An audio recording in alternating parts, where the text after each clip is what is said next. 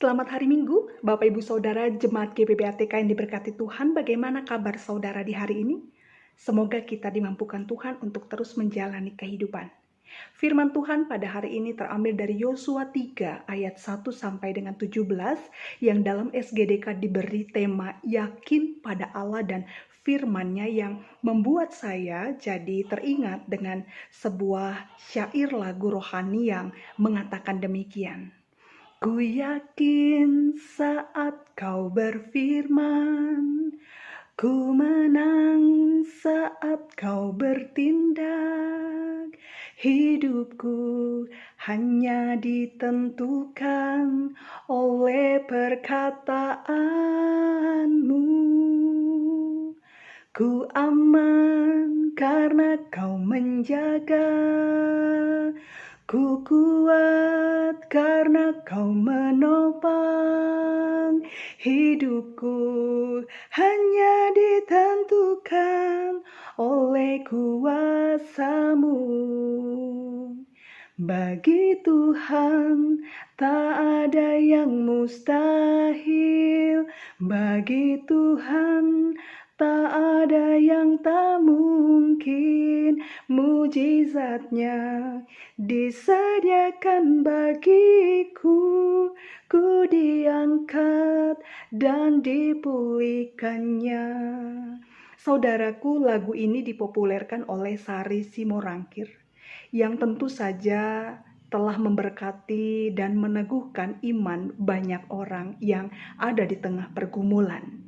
Bapak Ibu Saudara yang diberkati Tuhan, yakin pada Allah dan firman-Nya itu jugalah yang sedang digambarkan dalam teks kita pada hari ini oleh Yosua dan bangsa Israel tatkala mereka akan menyeberangi sungai Yordan. Berbekal informasi yang berisi keyakinan bahwa Tuhan telah menyerahkan negeri yang dijanjikannya itu kepada bangsa Israel dari 2 orang pengintai yang diutus oleh Yosua ke Yeriko, semakin memantapkan hati dan langkah Yosua untuk membawa bangsa Israel memasuki negeri yang dijanjikan Tuhan. Oleh karena itu, langkah selanjutnya yang dilakukan oleh Yosua sebagaimana yang diceritakan dalam teks kita pada hari ini adalah ia bangun pagi-pagi.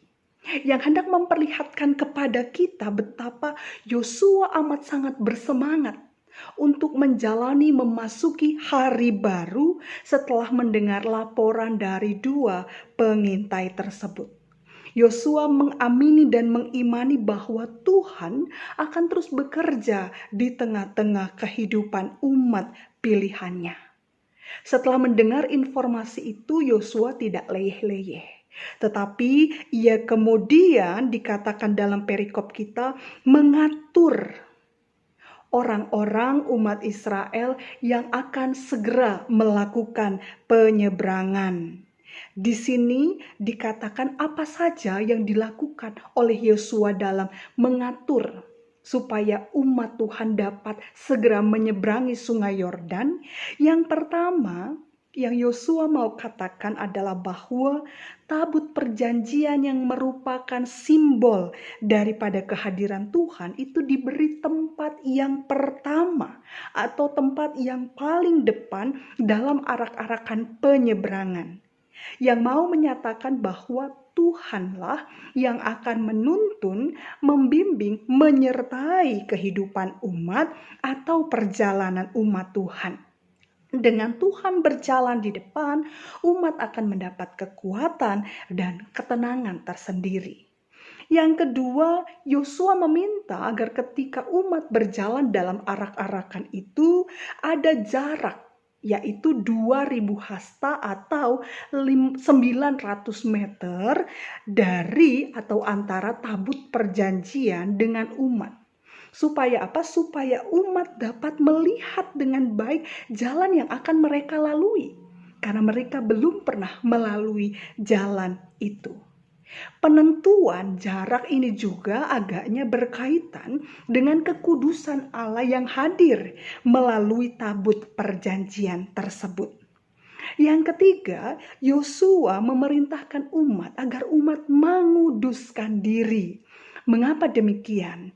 Karena kekudusan umat diperlukan agar mereka layak untuk beribadah kepada Tuhan atau mereka akan melakukan pertempuran. Dan hal ini juga mau menunjukkan penghormatan umat kepada Tuhan yang menyatakan kasih setianya kepada umat. Yang keempat, umat diminta untuk mendekatkan diri dan mendengarkan firman Tuhan yang disampaikan oleh Yosua, di mana inti dari pesan firman Tuhan tersebut adalah bahwa Tuhan, Ia ada bersama-sama dengan umatnya. Dan bukti dari penyertaan Tuhan dalam perjalanan umat adalah dengan sungguh-sungguh dihalau oleh Tuhan orang-orang atau penduduk dari negeri perjanjian tersebut. Yang kelima, Yosua memerintahkan untuk memilih satu orang dari tiap-tiap suku Israel yang menandakan bahwa ada penggenapan perjanjian Tuhan terhadap bapa leluhur mereka Abraham, Ishak, Yakub yang menerima ikatan perjanjian dari Tuhan. Dan dalam hal ini, tatkala kaki para imam pembawa tabut perjanjian itu memasuki sungai Yordan, dikatakan bahwa air sungai itu akan terbelah. Tuhan melangkah, lalu kemudian sungai terbelah. Tuhan berjalan di depan, maka umat beroleh keamanan. Saudara yang diberkati Tuhan, kita melihat bahwa melalui peristiwa menyeberangi sungai Yordan, Tuhan akan membesarkan nama Yosua. Dan ini dilakukan oleh Tuhan untuk menyatakan kepada umat bahwa sebagaimana Tuhan menyertai Musa, Tuhan yang sama pun akan menyertai Yosua dalam kepemimpinannya.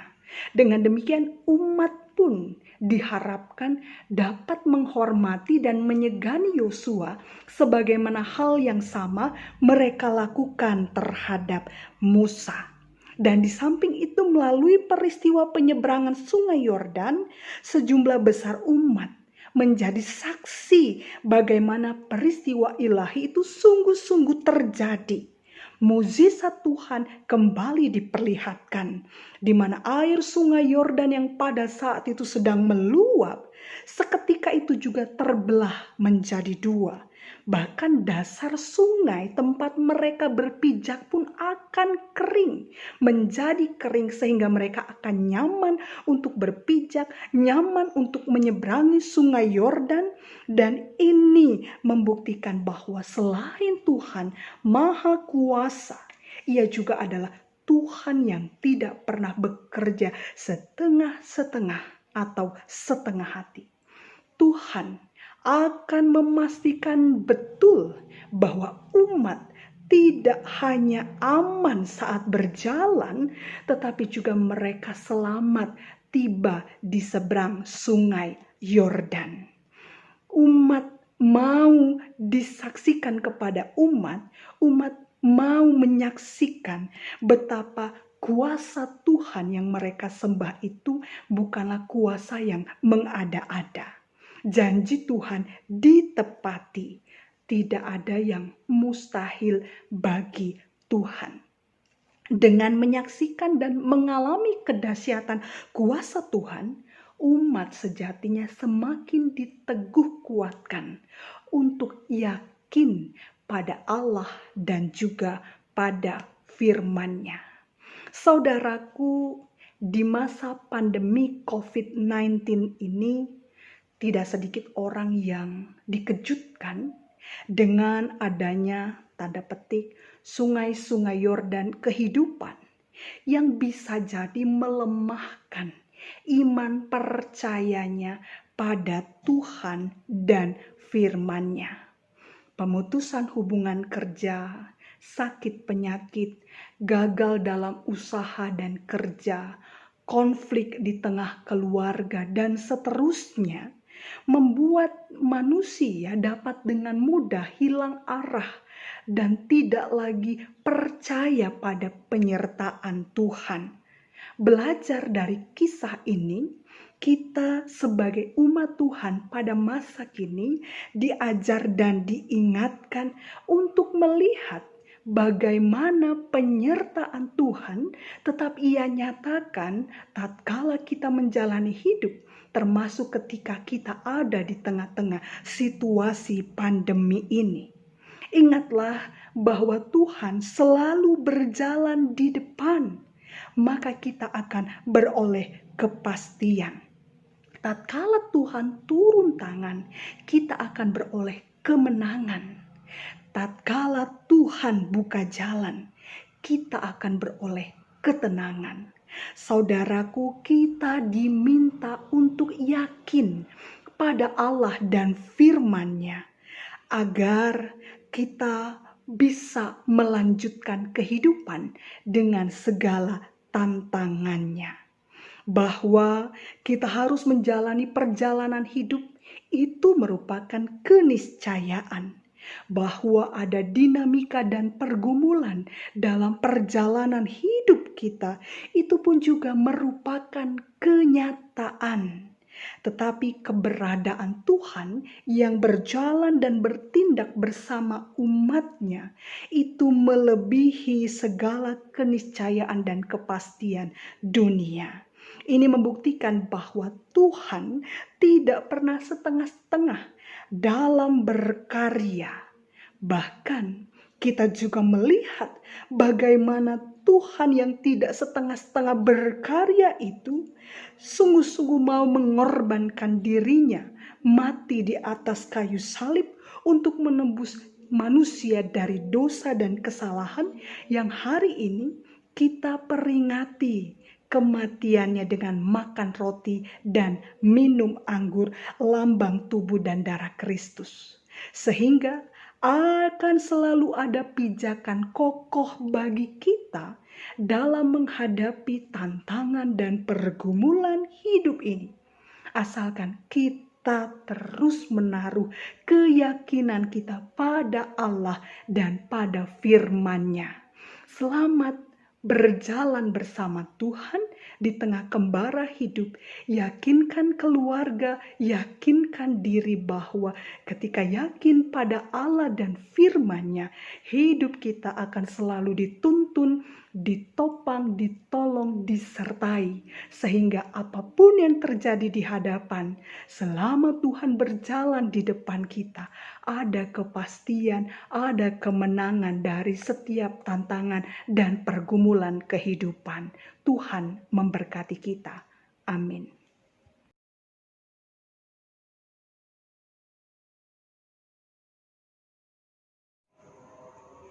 Jemaat, dengarlah penetapan perjamuan kudus sebagaimana tertulis dalam Matius 26 ayat 26 sampai 29 yang menyatakan, dan ketika mereka sedang makan, Yesus mengambil roti, mengucap berkat, memecah-mecahkannya, lalu memberikannya kepada murid-muridnya dan berkata, ambillah, makanlah, inilah tubuhku. Sesudah itu ia mengambil cawan, mengucap syukur, lalu memberikannya kepada mereka dan berkata, minumlah kamu semua dari cawan ini, sebab inilah darahku, darah perjanjian yang ditumpahkan bagi banyak orang untuk pengampunan dosa.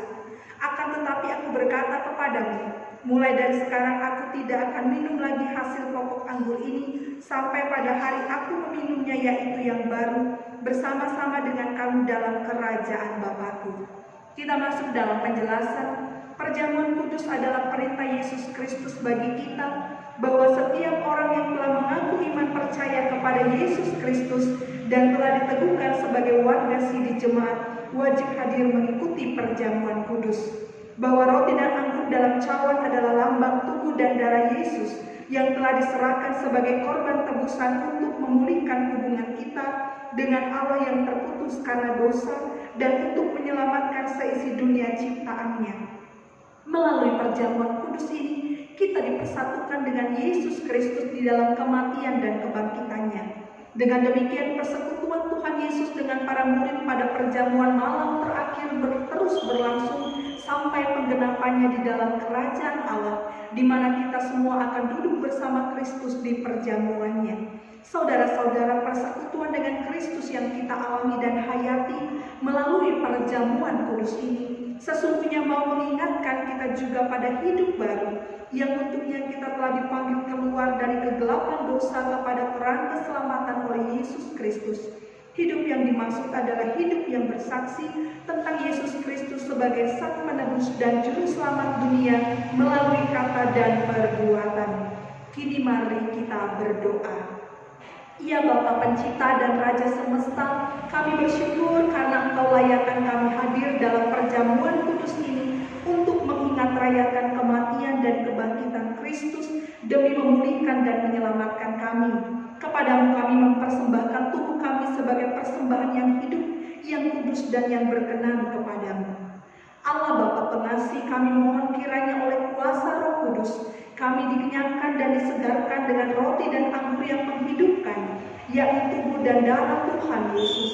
Biarlah kami juga selalu diberi makan dan minum oleh Dia yang adalah Allah sejati dan manusia sejati, sehingga kami tidak lagi hidup di dalam dosa, melainkan tetap tinggal dan hidup di dalam Tuhan, dan Tuhan tinggal di dalam kami.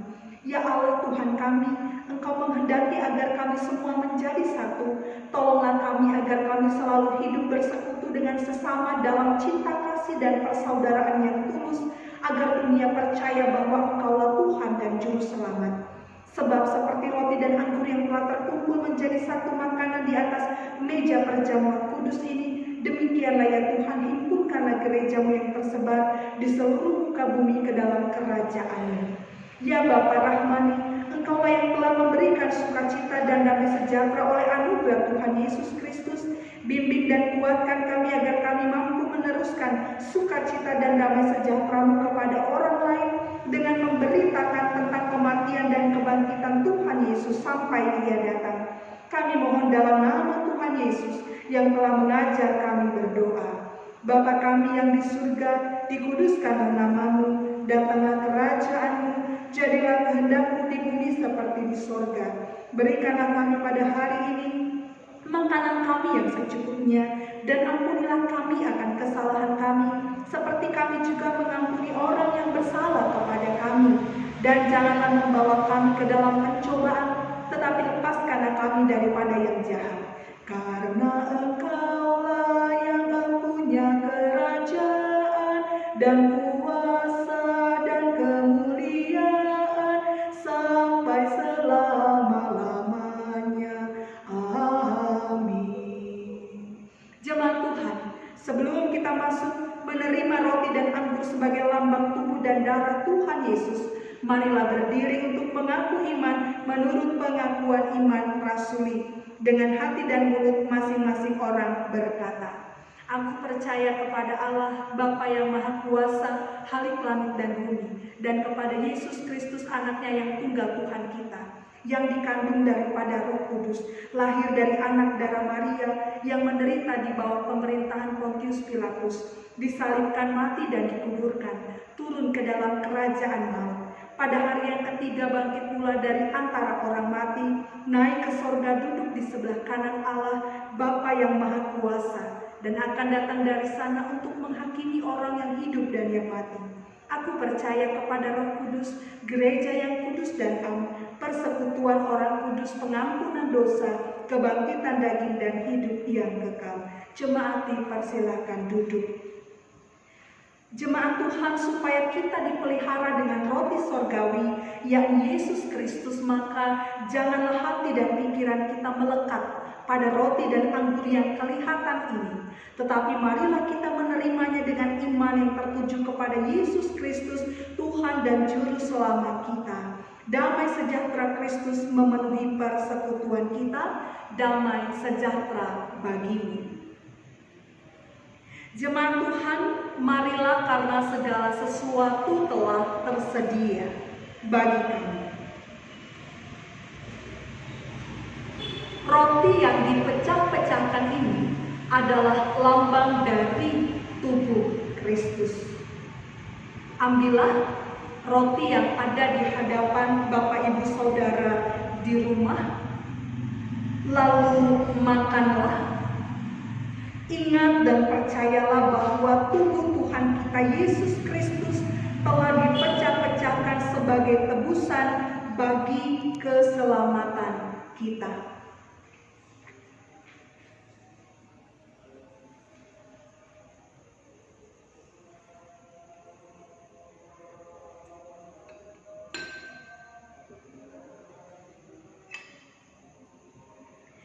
Jemaat Tuhan, anggur dalam cawan yang kita pakai untuk mengucap syukur ini adalah lambang dari darah Kristus.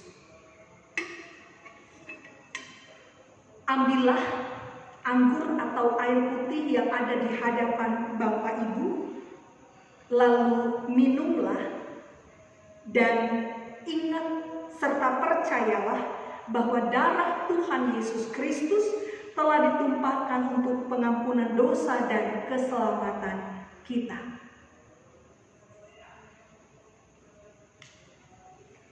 Firman Tuhan dalam Yohanes 3 ayat 16 berkata, "Karena begitu besar kasih Allah akan dunia ini, sehingga Ia telah mengaruniakan anaknya yang tunggal, supaya setiap orang yang percaya kepadanya tidak binasa, melainkan beroleh hidup yang kekal." Damai sejahtera Allah yang melampaui segala akal akan memelihara hati dan pikiranmu dalam Kristus Yesus.